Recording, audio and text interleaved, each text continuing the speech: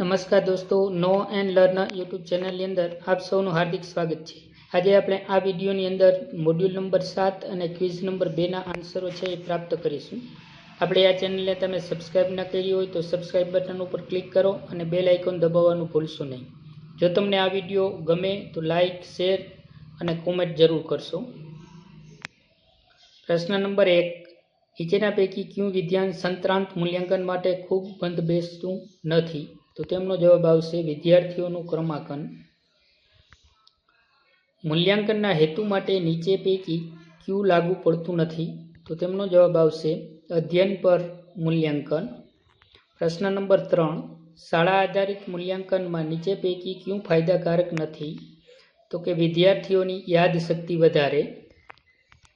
પ્રશ્ન નંબર 4, વર્ગ શિક્ષણ કાર્ય દરમિયાન શિક્ષકે કેવા પ્રકારના પ્રશ્નો પૂછવા જોઈએ? તો એમનો જવાબ આવશે હાવ પ્રકારના।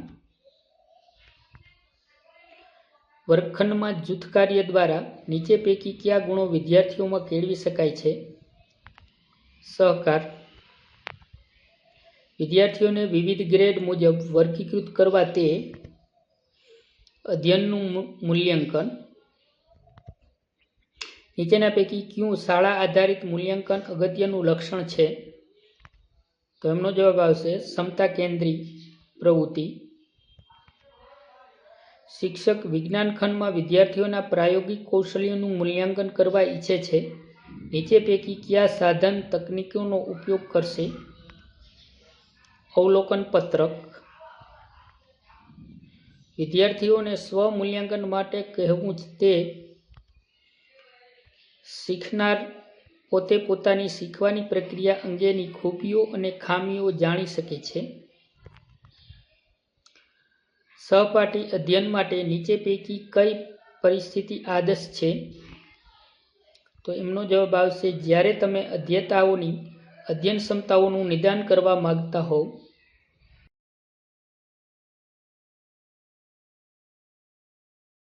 મોડ્યુલ નંબર 7 અને ક્વિઝ નંબર 3ના પ્રશ્નોના જવાબ છે આ વિડીયોની અંદર મેળવીશું।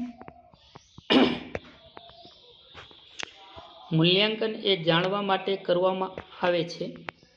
તો એમનો જવાબ આવશે વિદ્યાર્થીઓની અધ્યયન નિષ્પત્તિઓ। નીચેના પૈકી કયું શાળા આધારિત મૂલ્યાંકનનું લક્ષણ નથી? તો એમનો જવાબ આવશે કોઈ વિષયમાં વિદ્યાર્થીએ નિષ્ફળ હોય તો જાહેર કરવું। નાની ઉંમરના વિદ્યાર્થીઓને શિક્ષણ પ્રક્રિયા દરમિયાન જૂથ ચર્ચા માટે પ્રોત્સાહિત કરવા જોઈએ જેથી તેઓ પોતાના અનુભવની ચર્ચા કરીને શીખી શકે। જ્યારે કોઈ વિદ્યાર્થી પરીક્ષામાં નાપાસ થાય છે, શિક્ષણ તંત્ર નાપાસ થયું ગણાય છે। શાળા આધારિત મૂલ્યાંકન એ મૂળભૂત રીતે નીચે પૈકી કયા સિદ્ધાંત સાથે સંબંધિત છે? તો તેમનો જવાબ આવશે બાહ્ય સંસ્થાઓ કરતાં શિક્ષકો તેમના વિદ્યાર્થીઓની ક્ષમતાને વધુ સારી રીતે જાણે છે। એક શિક્ષક ક્યારેય પ્રશ્નોના ઉત્તર આપી દેતા નથી, તે વિદ્યાર્થીઓને પ્રશ્નોના જવાબ વિચારવા માટે, જૂથ કાર્ય કરવા માટે, સહભાગી યુક્ત શિક્ષણ માટે પ્રેરે છે। અધ્યયનના આ અભિગમ નીચે પૈકી કયા વિધાન છે?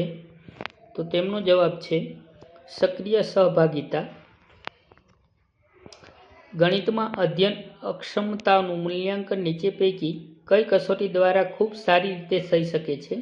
તો તેમનો જવાબ આવશે નિદાન કસોટી। એક શિક્ષક વર્ગના વિદ્યાર્થીઓની પ્રવૃત્તિઓ અને કાર્યની માહિતી મેળવે છે અને વિદ્યાર્થીઓની જરૂરિયાત પ્રમાણે આયોજન બનાવે છે। અધ્યયન માટે મૂલ્યાંકન। શિક્ષણ પ્રક્રિયામાં મૂલ્યાંકન મહત્વનું છે। પ્રેરણા। સતત અને સર્વગ્રાહી મૂલ્યાંકન મહત્વનું છે કેમ કે શિક્ષણ પ્રક્રિયાનું કેવી રીતે અવલોકન કરવું, તેની નોંધ કરવી અને તેને સુધારે છે।